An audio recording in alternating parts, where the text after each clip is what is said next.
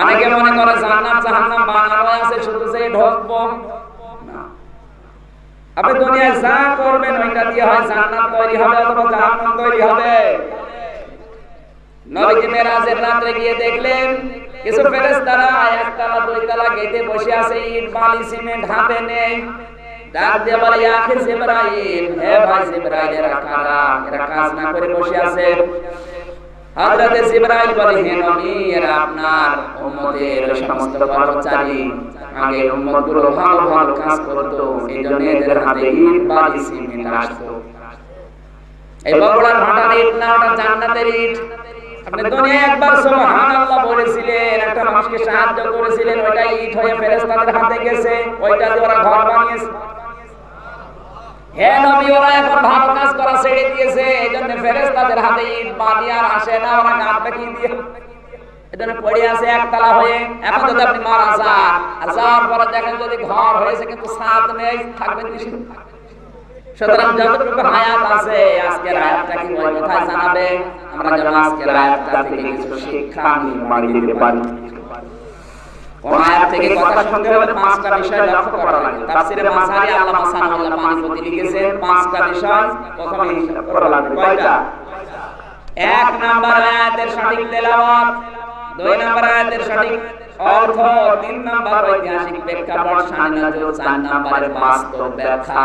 ওই মানধাত আমলের ব্যাখ্যা না, বাস্তব ব্যাখ্যা দেওয়া লাগবে কোরআনের যে কোনো আয়াতের।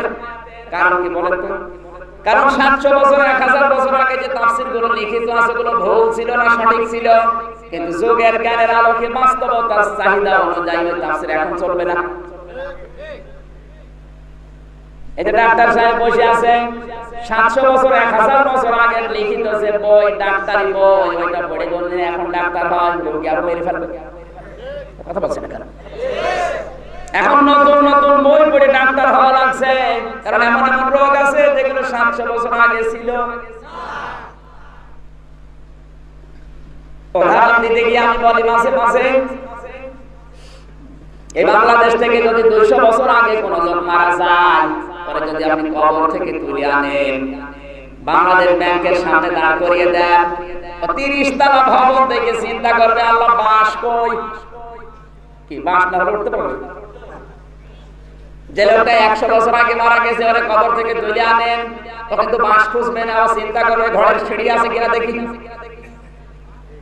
এখান থেকে 50 বছর আগে যে লোকটা মারা গেছে, ওকে যদি কবর থেকে তুলে আনেন, ও বাসও খুঁজবে না, সিঁড়ি খুঁজবে না, ও চিন্তা করবে লিফট আছে কিনা দেখি। আর এখান থেকে আরো 50 বছর পরে যে লোকটা মারা যাবে, ওকে যদি আপনি কবর থেকে তুলে আনেন, ও বাস, সিঁড়ি, লিফট কিছু খুঁজবে না, ও চিন্তা করবে রিমোট আছে কিনা দেখি। শুধু টিপ দেবো, এক টিপে 28 তলা। এরকম সময় আসতেছে, কোরআনে কারীম আল্লাহ ঠিক রাসূলের কাছে নাযিল করার সময় এটাই জানিয়েছে, ওয়ালা ইয়াতুনাকা বিমাসালিন ইল্লা জিনাকা বিল হাক্কি ওয়া আহসানা তাফসীরা। সূরা ফুরকান 19 নম্বর পারা 2 নম্বর পৃষ্ঠার প্রথম নম্বর লাইনে 4 নম্বর উপর 32 নম্বর আয়াত তাফসীরে কাবির থেকে বলছি। আল্লামা ফখরুদ্দিন রাজি রাহমাতুল্লাহ আলাইহি ব্যাখ্যা করতে গিয়ে লিখেছেন, হে পৃথিবীর মানুষেরা, নবীকে আল্লাহ জানাচ্ছেন, হে নবী, দুনিয়ার মানুষ যখন বিভিন্ন সমস্যা নিয়ে আপনার কাছে আসবে, আপনি কোরআন থেকে সঠিক তাফসীর করে তাদের ব্যাখ্যা করে জানিয়ে দেবেন।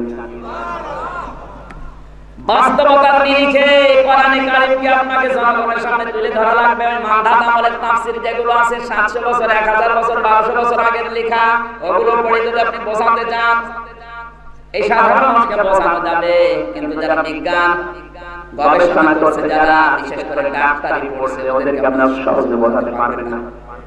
কি বলেন? খালাকাল ইনসানা মিন আলাক, আল্লাহ মানুষ বানিয়েছে আলাক দিয়ে। এই শব্দটার ব্যাখ্যা পুরাতন তাফসীর যেগুলো আছে, তাফসীরে কাদিম, উনি যদি কোরআন পড়তে পারে বুঝবে। খালাকাল ইনসানা মিন আলাক, আল্লাহ মানুষ বানিয়েছে আলাক দিয়ে। আলাক মানে আপনি পুরাতন তাফসীরে দেখবেন আলাক মানে যোগ, আলাক মানে জমাট বাঁধা রক্ত, কিন্তু এখন যেগুলো ডিজিটাল তাফসীর, আধুনিক তাফসীর, এখানে কিন্তু আলাক মানে যোগ লেখা নেই, শুধু আলাক মানে জমাট বাঁধা রক্ত না। এখন আলাক মানে লেখা আছে ঝুলিয়ে থাকা বস্তু। কারণ মায়ের জরায়ুর ভেতরে সন্তান কি করে ঝুলে থাকে, এই ক্যামেরা ভিডিও আবিষ্কার হওয়ার আগে এটা মানুষের কল্পনায় আসে না, এসেছে। কিন্তু এখন কম্পিউটারের মাধ্যমে সব দেখা যাচ্ছে। রাবারের উপরে কামড় দিলে যে দাগটা বসে যায়, মায়ের জরায়ুর ভেতরে সন্তান ঠিক আর ওইখানে ঝুলিয়ে রেখেছে। সুবহানাল্লাহ বলতে পারবেন? এই তথ্যটা যদি আপনি 700 বছর আগে মানুষকে জানাতেন, যখন ক্যামেরা ছিল না, ভিডিও ছিল না, কম্পিউটার ছিল না, ইউটিউব ছিল না, টিউবনেট ছিল না, ইন্টারনেট ছিল না, ফেসবুক ছিল না, তখন আপনি যতই বোঝাতেন বুঝতো। সুতরাং ওই সময় যারা তাফসীর লিখেছে হয়তো ওই সময় কোন সঠিক, কিন্তু এখন যুগের জ্ঞানের আলোকে বাস্তবতার নিরিখে বাস্তব ব্যাখ্যা দেওয়া লাগবে। এই আয়াতের ব্যাখ্যা 700 বছর আগে একরকম, কিন্তু এখন হবে আরেকরকম। এখন কি দিয়ে বলা হবে? কম্পিউটার দিয়ে। কি দিয়ে বলেন?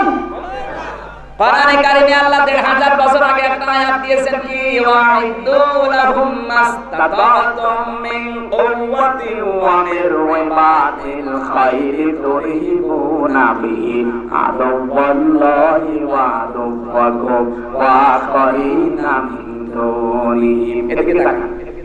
সূরা আনফাল ১০ নম্বর পারা ৩ নম্বর পৃষ্ঠা ৯ নম্বর লাইন ১৩ নম্বর লাইনে ৬০ নম্বর আয়াতের প্রথম অংশে আছে আল্লাহ তাআলা বলেন, হে নবী, হে মুসলমানেরা, পৃথিবীতে ইসলাম ধ্বংস করার জন্য ওরা সেইটা হাতে নিয়েছে, তোমরা ওইটা উল্টিয়ে ইসলামের পক্ষে কাজে লাগাও। ইসলাম দুনিয়ার দিকে তাকান। মুসলমান ধ্বংস করার জন্য ওরা হাতে নিয়েছে কি? সবচাইতে বড় বেশি মিডিয়া। কথা বলা লাগবে। এই যে টবি মাথায় দেওয়া মানুষগুলো আলেমদেরকে আজ পৃথিবীর সামনে সবচাইতে বেশি কালার করেছে কিন্তু তথ্য সন্ত্রাস। আলেমদের নামে যে নতুন নতুন উপাধিগুলো লাগিয়েছে, এটা পৃথিবীর নতুন শব্দগুলো যারা লাগিয়েছে, ছোটখাটো মেধা থেকেও শব্দ আসে না, আলেমদের নামে লাগিয়েছে তেতুল হুজুর। আমি আপনাদের না চিনলে একটু বলছি, তেতুল হুজুর এই শব্দটা পৃথিবীর নতুন শব্দ। কোন মেধা থেকে এসেছেন আপনি দেখেছেন? ছোটখাটো কোন মেধার কাজ না, সেখান থেকে এসেছে। আমি নাম বললাম না। আগুন সন্ত্রাসী এই শব্দটা পৃথিবীর নতুন শব্দ, সেখান থেকে ও শব্দ আসে না, ও মেধা লাগে। আর এই জায়গায় আপনি তথ্য দিয়েছেন, ওই ইসলামের পক্ষে কোনদিন তথ্য কাজে লাগাবে না, লাগাবে ইসলামের বিপক্ষে। এই জানা ইসলাম প্রচার করতে আমরা পারি না। এখানে কথা বলতে খুব বেশি হলো ১০,০০০ মানুষ শুনছে, কিন্তু আজ আমাদের হাতে যদি মিডিয়া থাকতো, টিভি চ্যানেলগুলো আজ যদি মুসলমানদের হাতে থাকতো, তথ্য যদি মুসলমান ইমানদারদের হাতে থাকতো, এটা তামাম দুনিয়ায় ছড়িয়ে দেওয়া ১ মিনিটে ১ আদমি। এগুলো তো আমরা ছড়াতে পারি না। আমরা ছড়াতে পারি কিরণ মালার, বজ্রমালার কট কয়টি। কারণ বাংলাদেশে এখন ৩৬টা চ্যানেল চলছে ভারতের, তাও আইন পাস করে বৈধ করা হয়েছে। আর ইসলাম প্রচার করার জন্য কিছু থাকলে আর আইন পাস করে এটা নিষিদ্ধ করা হচ্ছে। তো ওরা ইসলাম ধ্বংস করার জন্য মিডিয়া হাতে নিয়েছে, আমাদের হাতে একটা মিডিয়া নেই। তা আপনি ইসলাম প্রচার করবেন কি দিয়ে?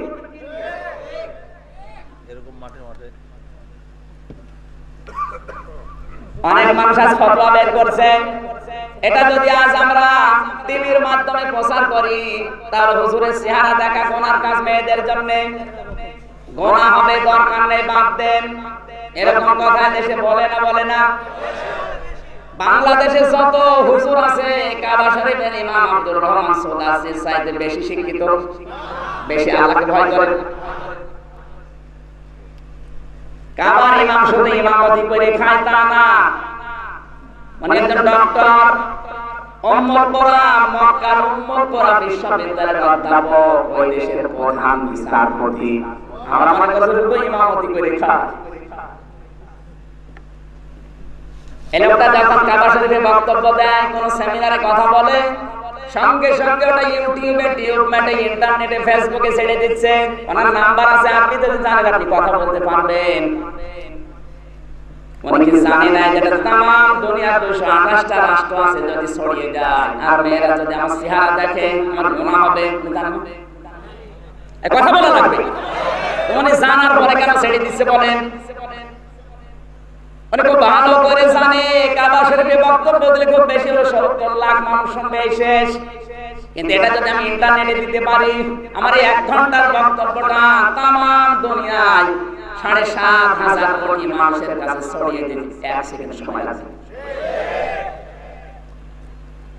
আজ আমরা ফতোয়াবাজি করে করে এগুলো সব ওদের হাতে দিয়েছি, আর ওরা আমাদের 12টা বাজাচ্ছে। সারা দিন মেয়েরা বসে বসে এখন সিরিয়াল দেখে, আর ওগুলো দেখে দেখে নিজের চরিত্র বানাচ্ছে। ভারতের এই সিরিয়াল গুলোতে আমার যতটুকু বিশ্ববিদ্যালয়ে পড়াশোনা করে আমি যা দেখেছি, ভারতের 36টা চ্যানেলে এখন 13টা সিরিয়াল চলছে। বিশেষ করে স্টার জলসা, স্টার প্লাস আর জি বাংলায় এই 13টা সিরিয়াল মুখস্থ। বসে না, সে বসে না, তুমি আসবে বলে তোমায় আমায় নিলে, জল মুপুর কিরণ মালা, এখন আবার চলছে আদরিনি। মনে করছে হুজুর মনে হয় আসমানে থাকে। আমি তো জানি না। এই যে সারা দিন বসে বসে মেয়েরা সিরিয়াল গুলো দেখে, আর কিভাবে ঘর ভাঙা লাগে, পরকীয়া প্রেম কিভাবে করা লাগে, ওই শিক্ষাটা ভারত দিচ্ছে। কথা বলে ঠিক কিনা? আগের তুলনায় বাংলাদেশে পরকীয়া প্রেম বেশি না কম? বেশি। মানে হিসাব করে দেখে আপনারটা আছে কিনা। এই অবস্থা কোথায় পৌঁছেছে আমি বাস্তব বলছি। কুষ্টিয়ার সাবেক চেয়ারম্যান, কষ্ট হচ্ছে আপনাদের? কুষ্টিয়ার সাবেক চেয়ারম্যান গেছে উনি খুলনাতে কাজকর্ম করে, বাড়ি যাওয়ার গাড়ি পাইনি, একজন ছেলের বাড়িতে কলিং বেল টিপেছে। ছেলে বের হয়ে দেখে আব্বা, বলে বাবা তুমি এত রাতে গাড়ি পাই না, এখানে চলে আসলাম। স্ত্রীকে ডাক দিয়ে বলে তাড়াতাড়ি করো, রান্না করো, আমার বাবা এসেছে। বউ হচ্ছে ডিজিটাল বউ। বউ ধমক দিয়ে বলছে রান্না করবো তোমার বাবা, তুমি রান্না করো। আমি সে মাগরিব থেকে শুরু করে রাত 11টা পর্যন্ত 13টা সিরিয়াল দেখলাম, আমি ক্লান্ত, আমি ঘুমাবো। এরকম বক্তব্য পড়াই নেই। স্বামী চিন্তা করছে এখন যদি বকাঝকা করি, মাছ ধর করে আমার বাবা চিনি ফেলবে। আস্তে করে বাবাকে বলে আব্বা তুমি কি খেয়ে এসেছো? ছেলের বাড়ি কেউ খেয়ে যায়? বাবা যত লজ্জায় বলছে ঠিক আছে আমার খাওয়া লাগবে না, আমার পেট ভরা আছে, অথচ সারাদিন কিছু খাইনি। বাবার তো ঘুম আসে না, কোথাও জানতো না। হঠাৎ 25-30 মিনিট পরে কে যেন আবার কলিং বেল টিপ দিয়েছে। বাইরে যেয়ে দেখে নিজের ছোট শালা। ডাক দিয়ে বলে দুলা ভাই গাড়ি পাইনি, চলে আসলাম এই জন্য। বলে আসো তোমার দিয়ে খেলা শুরু হবে। স্ত্রীকে বলে তাড়াতাড়ি ওঠো। কেন? রান্না করা লাগবে। বসে পারবো না, আপনারা তোমার ভাই এসেছে। তাড়াতাড়ি উঠে রান্না করছে। স্বামী চিন্তা করে আমার বাবা তো না খেয়ে আছে, দেখি ডাক দে। ডাক দিয়ে বলে আব্বা দরজা খোলো, তোমার বাবা রান্না করছে। পৃথিবীতে আমি 4 ভাষার উপরে যতটুকু পড়াশোনা করেছি, সব জায়গায় সহজ এবং সরল আমার কাছে লাগে আরবি ভাষা। বাংলার চাইতে, ইংরেজির চাইতে, উর্দু চাইতে আরবিটা আমার আল্লাহ এত সহজ ভাবে দিয়েছেন, কারণ আরবি আমার কোরআনের ভাষা। কথা বলে ঠিক কিনা? ওয়ালাকাদ ইয়াসসারনাল কুরআনা লিযিকরি ফাহাল মিন মুদ্দাকির। একটা আয়াত কোরআন 4 বার আল্লাহ দিয়েছেন। সূরা কামারের ভিতরে আল্লাহ দিয়েছেন 22 নম্বর আয়াত, 32 নম্বর আয়াত, 40 নম্বর আয়াত, 17 নম্বর আয়াত। এক আয়াত দিয়েছেন 4 বার। আল্লাহ মনে ভোট করেছে। অবশ্যই কোনো কারণ আছে বারবার দেওয়ার। পৃথিবীতে আপনি যা পড়বেন সবচেয়ে বেশি সহজ এবং সরল কোরআন শরীফ। আজ বাংলাদেশে একটা ভুল কথা প্রমাণ করা আছে। অনেকে বলে জানার নাম ইসলাম না, মানার নাম ইসলাম। এটা শয়তানের কথা। আপনি যদি না জানেন যে মানবেন কি? এই জন্য পৃথিবীতে কেউ যদি জানে কোনো বিষয় কিন্তু মানে না, ওর জীবনে একটা গুনাহ হবে। কিন্তু যে লোকটা জানেও না মানেও না, ওর গুনাহ হবে ডাবল। পৃথিবীর প্রথম ফরজ আল্লাহ দিয়েছেন ইকরা, পড়ো। এই বিষয়টা হয়তো আপনি জেনেছেন, আপনার জানার ফরজ আদায় হয়ে গেছে, কিন্তু আপনি মানেননি, ওই জন্য একটা গুনাহ হবে। আর আপনি জানেনও না মানেনও না, না জানা একটা গুনাহ। অনেকে মনে করে না জানলে হিসাব নেই, জানি না আল্লাহকে বলবো জানতাম না। আপনি জানেন না, ওটা একটা অপরাধ। কথা ছোট কিন্তু ওজন বেশি। আপনি জানেন না ওটা একটা অপরাধ, আপনি জানেন না কেন? আপনাকে তো নামাজের হুকুম, রোজার হুকুম, যাকাতের হুকুম আল্লাহ আগে দেয়নি, আগে দিয়েছেন ইকরা, পড়ো। ইকরা মানে জানো, ইকরা মানে বোঝো, ইকরা মানে আমল করো, ইকরা মানে পৌঁছাও। 99টা অর্থ আছে ইকরার। তাহলে জানা এটা প্রথম ফরজ জীবনের, আপনি প্রথমটাই ভুল করেছেন। আপনি জানেন না, এজন্য একটা অপরাধ আপনার, আর আপনি মানেন না, ওটা আরেকটা অপরাধ। তাহলে সঠিক ব্যাখ্যা কি হবে? জানা এবং মানা এই দুইটা নাম। আপনি কিছু যদি জানতে চান এবং মানতে চান, কোরআন বাদ দিয়ে দুনিয়ায় এমন কিছু আছে? আর জোরে বলেন, যেটা একটু স্পষ্ট, এর কাছে আসা লাগবে। আর কোরআনের কাছে কোন মানুষ যদি শুধু এসে বসে থাকে হবে না, কোরআন থেকে হেদায়েত পাওয়ার মতো মন লাগবে। পৃথিবীতে হাজারো মানুষ কোরআন পড়ে, আমি দেখেছি, কোরআন বোঝে, কিন্তু কোরআন থেকে হেদায়েত নেওয়ার মতো মন তাদের নেই। এইজন্য আমার আল্লাহ জোর করে তাকে হেদায়েত দেয়নি। এই যে হিন্দু গিরিশ চন্দ্র সেন নরসিংদী মানুষ, এই হিন্দু বেটা কোরআন শরীফ পুরাটা তাফসীর লিখেছে, শুধু অর্থ লিখেছে না, পুরা তাফসীরটা লিখেছে। আমি বিশ্ববিদ্যালয়ে দেখেছি এই বেটা হিন্দু পুরা কোরআন শরীফের তাফসীর পর্যন্ত লিখে গেছে। তাফসীর লেখা অত সহজ না, কমপক্ষে এক একটা শব্দের 99টা পর্যন্ত অর্থ তার আয়ত্তে থাকা লাগবে। কারণ এক একটা শব্দ কোরআনে বিভিন্ন অর্থে আল্লাহ ব্যবহার করেছেন। যেমন দরবা মানে মারা, দরবা মানে দৃষ্টান্ত দেওয়া, দরবা মানে সফল করা, এরকম 99টা অর্থ হবে এক একটা শব্দের। হিন্দু বেটা যদি তাফসীর লেখে তাহলে এক একটা শব্দের কতগুলো অর্থ জানা ছিল বলেন? এখানে যত বড় হুজুর বসে আছে, আমি সহ কোরআন শরীফের প্রত্যেকটি শব্দের অর্থ একাধিক জানা আছে। কেউ হাত তুলতে পারবে না, পারবে? আমি পড়েছি কোরআন শরীফ, কিন্তু আমার এখন মনে নেই, আবার বারবার দেখা লাগে, স্টাডি করা লাগে। কিন্তু হিন্দু বেটা পুরা কোরআন শরীফ পড়াইতে, তাহলে কোরআনের জ্ঞান, কোরআনের ইলম আমাদের চাইতেও হিন্দুর বেশি না কম? আরো সরে বলেন। মারা যাওয়ার পরে জানাজা হয়েছে, কবরে দিয়েছে, কি করেছে? কি বুঝলেন এখান থেকে? কোরআন পড়েছে, বুঝেছে, জেনেছে, কিন্তু কোরআন থেকে হেদায়েত নেওয়ার মন ছিল না, এজন্য আল্লাহকে দেয়নি। কথা বলেন ঠিক কিনা? আপনাকেও যদি কোরআন থেকে হেদায়েত নিতে হয়, আপনাকে মন তৈরি করা লাগবে। হুদাল লিন্নাস, আল্লাহ তাআলা জানিয়েছেন, আমি तमाम দুনিয়ার মানুষকে পথ দেখানোর জন্য কোরআন দিয়েছি, কিন্তু সবাই কোরআন থেকে হেদায়েত নেয় না। আপনারা দুধ চেনেন না? Milk is an ideal drink, না food? এই ডাক্তার বসে আছে। Milk is an ideal drink বলে না কেউ, বলে ফুড। এটা বিজ্ঞানের কথা। আমি গবেষণাগারে বসেছিলাম, চিন্তা করলাম কেন ড্রিঙ্ক না বলে ফুড বললো? কারণ এটা তো তরল, ডিম বলা দরকার ছিল, ফুড বলেছে কেন? আমার এই ছোট্ট মেধা ধরা পড়েছে, তাম পৃথিবীতে আল্লাহ যত খাবার বানিয়েছে, আপনার যদি পিপাসা লাগে পানি পান করবেন, পিপাসা মিটে যাবে, কিন্তু ক্ষুধা মিটবে না। ক্ষুধা মেটার জন্য খাবার লাগবে। আপনার যদি ক্ষুধা লাগে, আপনি খাবার খাবেন, ক্ষুধা মিটে যাবে, কিন্তু পিপাসা মিটবে না। পৃথিবীতে একটা মাত্র খাবার আল্লাহ বানিয়েছে যেটা খেলে পিপাসাও মিটে যায়, ক্ষুধাও মিটে যায়, তার নাম দুধ। বিজ্ঞানীদের নাম দিয়েছেন ড্রিঙ্ক, না ফুড।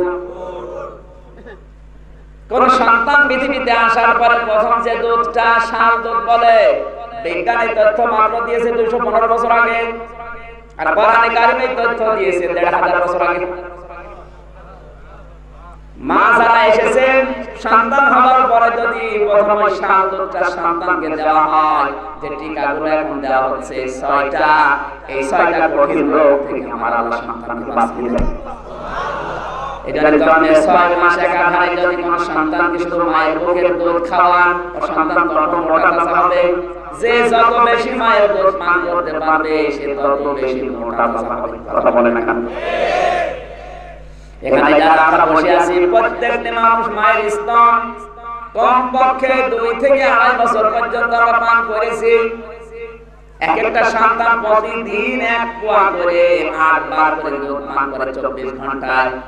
24 ঘন্টায় যদি 8 বার পান করে তাহলে একদিন 2 কেজি হবে। কয় কেজি? আপনি হিসাব করে দেখেন 2 বছরে কমপক্ষে 36 মণ দুধ আপনি পান করে ফেলেছেন। কত? আর একটু আস্তে বলুন। যে সমস্ত মায়েদের 8টা 10টা 15 20টা 22টা সন্তান, আমাদের কুষ্টিয়ার একজনের 22টা ছেলে মেয়ে, এখন শুনছে আরেকটা হবে। সুবহানাল্লাহ। অসুবিধা নেই। সেদিন রামপুর থেকে একটা লোক মাহফিলে বসে আছে, বলল হুজুর দোয়া করেন। হুজুর দোয়া করব, ছেলে মেয়ে কয়টা? বলেন 9টা। কি দোয়া চাচ্ছেন? আবার দোয়া করার আগেই তো 9টা হয়ে গেছে, আবার কিসের দোয়া? আমি ওই মহিলাকে নিয়ে হিসাব করলাম, 22টা ছেলে মেয়ে অলরেডি হয়ে গেছে, আর একটা যদি হয় 36 মণ করেও যদি আপনি হিসাব করেন 772 মণ। কথা বলছেন, অথচ মায়ের ওজন মাত্র 50 কেজি। আমি হাসির খোরাকি দেওয়ার জন্য এখান থেকে একটা শিক্ষা বের করার জন্য কান লাগালাম। ইসের দুধ আসলে ভালো জিনিস, কিন্তু কোন আশা রোগীকে যদি কেউ দুধ দেয়, ওকে সুবহানাল্লাহ নাউজুবিল্লাহ। কেন? দোষ তো দুধের না, দোষ ওর পেটের। কথা বলেন ঠিক কিনা? আল্লাহ পাক বলেন কোরআন শরীফ তো আমি হেদায়েত দেওয়ার জন্য দিয়েছি, যারা পায় না কোরআনের দোষ না, ওর দোষ ওর। আর আস্তে বলেন, এদের সূর্যটা আলো দিচ্ছে, সবাই দুনিয়ায় আলো পায়। আন্দাজে বলেন, এই অন্ধ যারা আলো পাবে, এখন দোষকে সূর্যের না চোখের? আল্লাহ বলেন হাদা বায়ানুল লিন্নাস হুদাল লিন্নাস, কোরআন শরীফ তো হেদায়েত দেওয়ার জন্য দিয়েছি, কিন্তু যারা কোরআন থেকেও হেদায়েত দিতে পারে না, দোষ আমার কোরআনের না, দোষ ওর নিজের। যেন আপনাকে মন তৈরি করা লাগবে। কোরআনের মাহফিলে এসেছেন আপনি ভালো হয়ে যাবেন তা না, আপনার মন যদি হেদায়েত নেওয়ার না থাকে, আল্লাহ জোর করে আপনাকে হেদায়েত দিয়ে জান্নাতে দেবে, আপনার অত দায় পড়ে না। হযরত বেলাল হাবশী নবীকে না দেখে ঈমান এনেছেন শত শত মাইল দূর থেকে, অথচ নবীর বাড়ির পাশে কাবা শরীফের সাথে লাগানো যে বাড়িটা আবু সেহেলের, সব সময় কাবা দেখেছে, নবীকে দেখেছে, কিন্তু ঈমান আনতে পারে না, কারণ কপাল ছিল না। কথা বলে ঠিক কিনা? ওর মন ছিল না। ওকে আল্লাহ এমন ভাবে ঘৃণিত করে দিয়েছে, আমি কাবা শরীফ তাওয়াফ করার পরে উপর দিয়ে ঘুরছি, হঠাৎ দেখি আমার পেটে ব্যথা। পুলিশকে বললাম, ভাই এতক্ষণ তো ভালো ছিলাম, হঠাৎ পেটে ব্যথা করছে। পুলিশ আমারে বলে, হুজুর এটা কোন জায়গা জানেন না? ইয়া হাজিউল হুজ্জা তাইনা বিলাদুকা। হাজি আপনার দেশ কোথায়? আমি যেহেতু বাংলাদেশ, বাংলাদেশ থেকে এসেছি। আমার বলে, হাজি এটা কোন জায়গা আপনি এখনো জানেন না? কোন জায়গা? ওসে আবু সাহেবের বাড়ি। আপনি এখনো পায়খানা না করে দাঁড়িয়ে আছেন? তাড়াতাড়ি যান। পায়খানা করে দেখে আমার পেটে ব্যথা ভালো হয়ে গেছে। শুধু সুবহানাল্লাহ বলার জন্য এখানে একটা শিক্ষা আছে। কি বুঝলাম এখান থেকে? আমার আল্লাহ জানাতে চেয়েছে আমির হামজা বাংলাদেশ থেকে 2.5 লক্ষ 3 লক্ষ টাকা খরচ করে আসলে আর শয়তানের মুখে পায়খানা না করে চলে যাব। সৌদি আরব বাংলাদেশ 14টা জোড়া দিলে যত বড় হয়, একা এত বড়। এত বড় দেশের রাজা প্রেসিডেন্ট কোরআনের বিরুদ্ধে থাকার কারণে তার বাড়ি পর্যন্ত যদি আল্লাহ ইন্টারন্যাশনাল পায়খানা বানিয়ে দিতে পারে, আপনার কতটুকু জায়গার মালিক? কোরআনের বিরুদ্ধে যদি থাকেন, আপনার 14 বংশ পায়খানার মতো পচাবে, আল্লাহ বেশি দেরি করবে না।